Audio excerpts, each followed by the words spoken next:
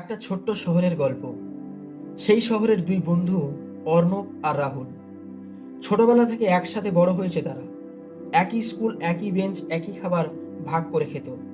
তাদের হাসি, খেলা, ঝগড়া সব ছিল একসঙ্গে। গ্রামের সবাই বলতো এই দুজন আলাদা হবে না কোনোদিন। অর্ণব একটু শান্ত, পড়াশোনায় ভালো, আর রাহুল একটু চঞ্চল, কিন্তু মন ছিল সোনার মতো। দুজনের স্বপ্ন ছিল একদিন একসাথেই বড় কিছু করবে। তাদের মনে ছিল বন্ধুত্ব থাকলেই সবকিছু সম্ভব। স্কুল শেষে দুজনেই কলেজে ভর্তি হলো, কিন্তু এখান থেকেই জীবনের মোড় ঘুরে গেল।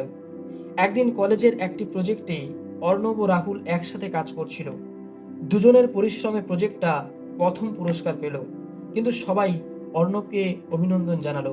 কেউ বুঝলো না যে রাহুলও তার সমান পরিশ্রম করেছিল।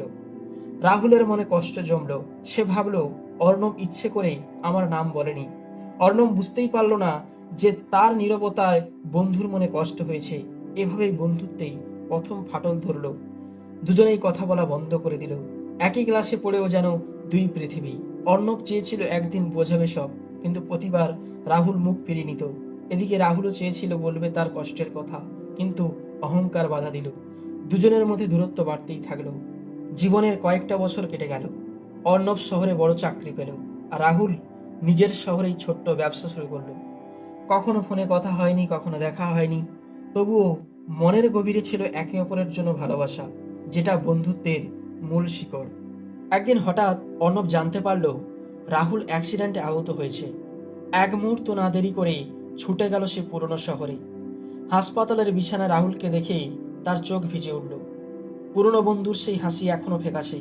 অর্ণব বলল, তোকে না দেখে থাকতে পারিনি রাহুল। রাহুল কষ্টে হাসল এবং বলল, আমি তোকে ভুল বুঝেছিলাম বন্ধু, ক্ষমা কর। দুজনেই কেঁদে ফেলল। এতদিনের রাগ, অভিমান, ভুল বোঝাবুঝি সব ধুয়ে গেল এক মুহূর্তে। রাহুল সুস্থ হয়ে উঠল। অর্ণব প্রায় তার দোকানে যেত, একসাথে বসে চা খেত, হাসতো, গল্প করত। যে সম্পর্ক একসময় ভেঙে গিয়েছিল আজ আবার আগের মতো জুড়ে গেল। তারা দুজনেই বুঝে গেল জীবনের সাফল্য, টাকা পয়সা, প্রতিযোগিতা এগুলো একদিন হারিয়ে যাবে, কিন্তু এক সত্যিকারের বন্ধুত্ব যদি একবারে হারিয়ে যায়, তাহলে জীবনের রংটাই ম্লান হয়ে যায়। এই গল্পটা থেকে আমরা শিখতে পারি, বন্ধুত্ব মানে জেতা বা হারা নয়, বোঝা আর ক্ষমা করা। কখনো ভুল বোঝাবুঝির কারণে সম্পর্ক ভেঙে দিও না।